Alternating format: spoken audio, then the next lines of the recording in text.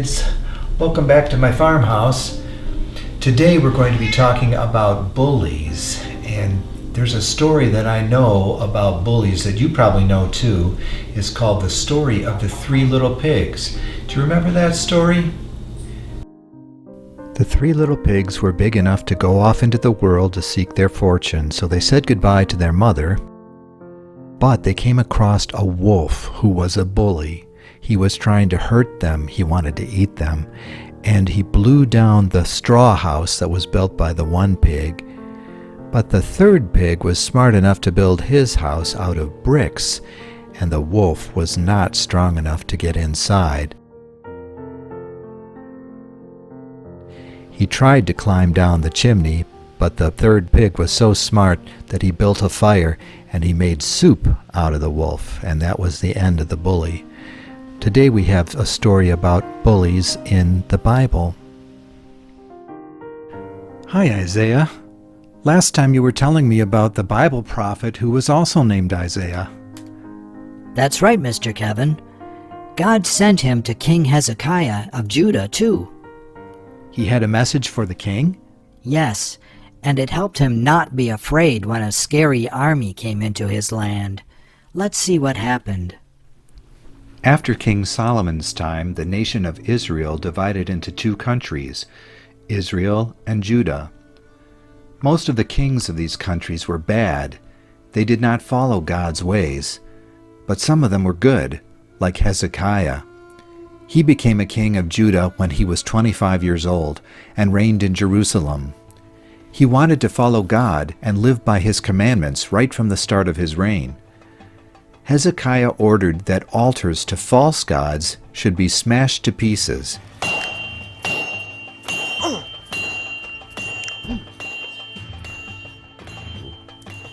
He ordered that worship poles for the idol Asherah should be cut down.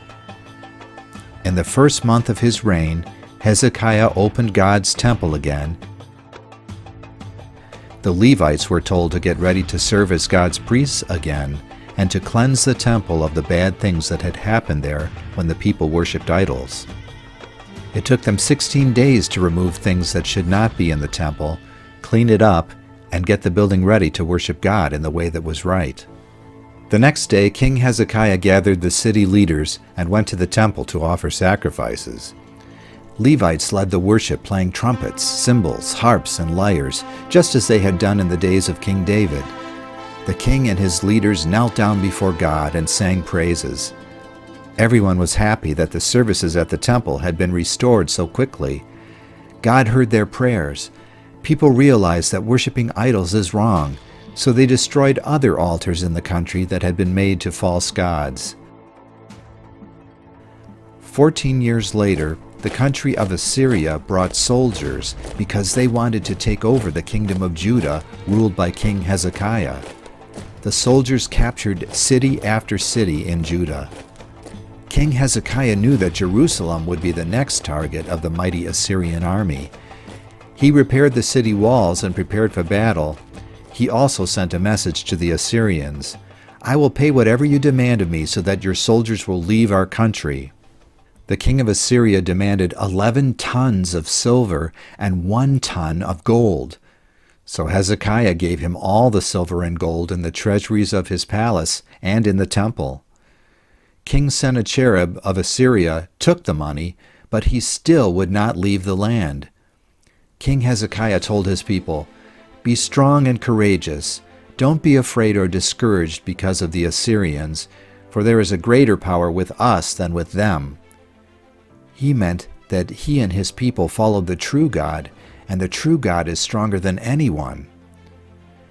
The Assyrian leader shouted, "Don't let Hezekiah deceive you.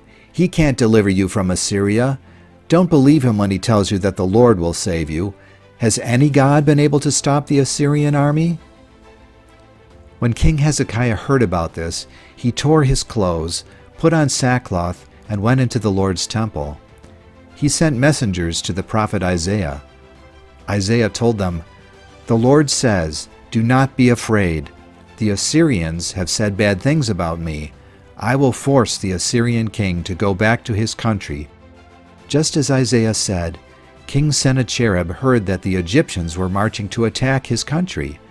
The arrogant king sent Hezekiah a message which read, "Do not let your God deceive you. Did the gods of the other nations I conquered deliver them?"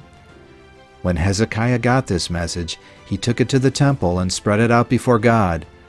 "Look at the words of Sennacherib, who makes fun of you, Lord," Hezekiah prayed. "Deliver us from the Assyrians, so all nations will know that you alone are God." Isaiah the prophet told Hezekiah God's message. "The king of Assyria will not enter the city or surround it. The Lord will defend Jerusalem and save it." That very night, the angel of the Lord went through the Assyrian camp and killed 185,000 soldiers. King Sennacherib broke camp and went back to his country as fast as he could. But King Hezekiah ruled in Judah for 29 years, serving the Lord his whole life. King Hezekiah did the best thing when he trusted God to protect his country. It must have been hard to trust when he couldn't see what God was going to do to his enemies. Trusting God is never easy if we try to figure it out ahead of time. We just have to believe that God is all-powerful and all-good, and He will always do the right thing, even if we don't understand it. Well, thanks for sharing again, Isaiah. You're welcome. Goodbye, everyone. Have a good week.